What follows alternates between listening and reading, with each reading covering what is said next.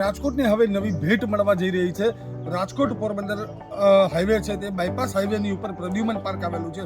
તેની બરાબર back side એટલે પાછળની સાઈડ જે સફારી બનવા જઈ રહ્યું છે. સફારી પાર્ક એક એવી જગ્યા છે કે સાસણમાં જે રીતે લોકો નજારો જોવે છે, સફારી પાર્ક દેવળિયા પાર્ક ની જેમ અહીંયા રાજકોટની અંદર પણ એક નવું 200 વીઘા જગ્યાની અંદર સૌથી મોટું સફારી પાર્ક બનવા જઈ રહ્યું છે. અલગ અલગ સુવિધાઓ અને જંગલનો નેચરલી લોકોને લાભ મળે અને સિંહ દીપડાની સાથે અનેક પ્રાણીઓના પણ ત્યાં દર્શન થશે. નવનવી ઔષધિઓનું પણ ત્યાં એક અલગ નજારો હોય છે. તે તમામ બાબતોને લઈને સરકારે નિર્ણય લીધો છે. આરએમસીએ દિલ્હી સરકારને રજૂઆત કર્યા બાદ નિર્ણયો લેવાયા છે. જગ્યાની ફાળવણી થઈ ચૂકી છે.